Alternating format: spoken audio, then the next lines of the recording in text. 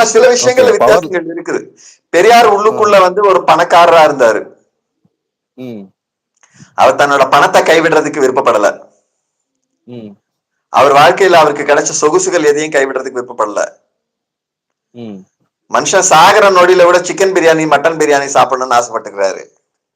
ம் ம் அது மாதிரிதான் வாழ்ந்தாரு. நாவடக்கம் இல்ல. எந்த எந்த அடக்கமுமே கிடையாது அவருக்கு. நாவடக்கம் மட்டும் இல்ல, எந்த வகையான அடக்கமும் இல்லாத ஒரு மனிதர் தான் பெரியாரு.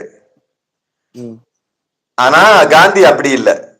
எல்லா வகையான புலனடக்கமும் காக்க சொல்றாரு.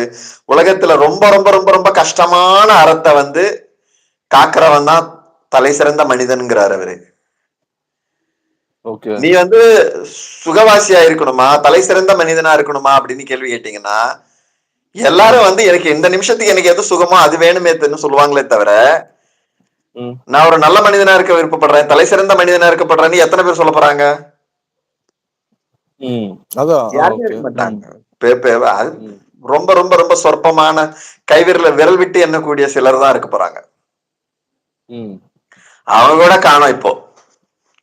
இல்ல அதுதான் என்னோட கேள்வியுமே. பிகினிங்ல வந்த கேள்வியுமே, இந்த ஐடியாலஜிஸ் வந்து இப்போ நம்ம 100 வருஷம் கழிச்சு நீ இது போதும் சில விஷயங்கள்லாம் பேசுறோம். அந்த ஐடியாலஜிஸ் வந்து இப்போ ஒர்க் அவுட் ஆகாதுல்ல. இப்ப அவங்களே திருப்பி வந்தாலும் சரி, பெரியார் இப்ப திருப்பி வந்தாலே வந்து ஒரு ஏகப்பட்ட சிக்கல சந்திக்கிற மாரி இருக்கும்னு தான் நினைக்கிறேன். ஏன்னா அது அவ்வளவு ரீச் ஆகுமா அப்படின்றது தெரியல. இன்னொன்னு அது மோரலா கொஞ்சம் வெஸ்டர்னைஸ் ஐடியாஸ் தான் வச்சுக்கோங்களேன். நம்ம அப்படி பார்த்தா சொல்றேன். சில வகையான சூழல் தான் அதை உருவாக்கணும்னு நான் நம்புறேன். ஓகேங்களா? நம்ம நாட்டுக்குள்ளேயும் நான் மைண்டுக்குள்ள இப்போதைக்கு ஒரு ப்ரெடிக்ஷன் வச்சிருக்கேன், ஒரு ப்ராஃபசி. ஓகேங்களா? ஒரு சின்னோண்டு அற்பத்தனமான என்னோட லெவலுக்கு எனக்கு தெரிஞ்ச ஒரு தீர்க்க தரிசனத்தை சொல்றேன் நானு. சொல்லுங்க. எவ்வளவு நாள் கழிச்சு அல்லது எத்தனை வருஷம் கழிச்சு அல்லது எத்தனை தலைமுறை கழிச்சு அது நடக்கும்னு எனக்கு தெரியாது. ஆனா உலகத்தின் பிற்போக்கான சக்திகள் எல்லாமே ஒண்ணு திரண்டு மேற்கத்திய சிவிலைசேஷனை காலி பண்ண போகுது.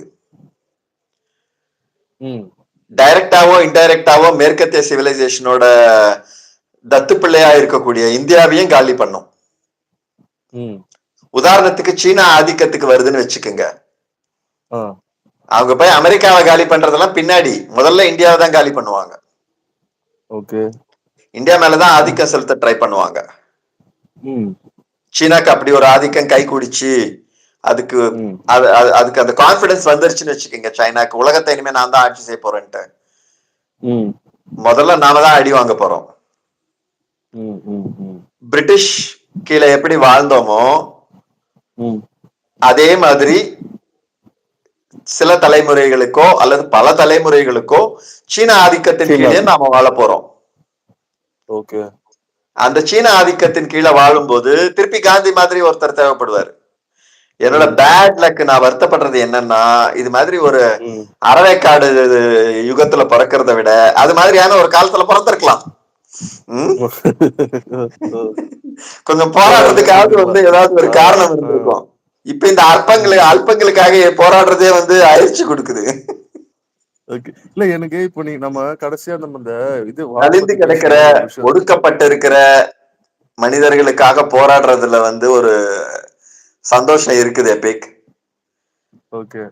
கயவர்களுக்காக போராடுறதுல என்ன இருக்குது? இப்ப எல்லாருமே கயவர்கள் ஆயிட்டாங்கல்ல. எதனால நினைக்கிறீங்க? சும்மாவே இன்னைக்கு நாடு சுதந்திரமா இருக்கு, எல்லாரும் ஃப்ரீயா இருக்காங்க, அவனுக்கு பிடிச்சதை செய்யறானுங்க. சோ மனிதனோட இயல்பு என்னன்னா கயவாளி தான். அதனால கயவாளி ஆயிட்டானுங்க.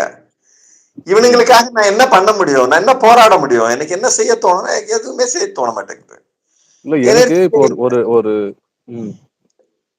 அது மேபி அது மாதிரியான ஒரு உண்மையான ஒரு ஒடுக்குமுறைக்கு ஆளாகக்கூடிய ஒரு காலகட்டத்துல ஒரு தலைமுறையில பிறந்திருந்தா வேற ஏதாவது செய்திருக்கலாம், செய்யலாம்.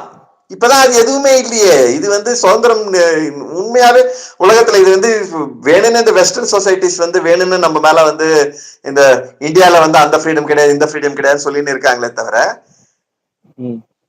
என்ன வந்து இது வரைக்கும் யாருமே நிப்பாட்டல. 99.99% எனக்கு சகல ஃப்ரீடமும் இருக்கிறதா தான் நான் ஃபீல் பண்றேன். என்னை சுத்தி இருக்கிற மனிதர்களும் ஃப்ரீடம் இல்லாம ஒருத்தன் கஷ்டப்படுறான்னு ஒருத்தனையும் நான் பார்த்ததே இல்லை. எல்லாரும் ஃப்ரீயா தான் இருக்காங்க. அமெரிக்கால இருக்கிற ஃப்ரீடம்ஸோட 100% நம்மளுக்கு இல்லைனாலும் 99%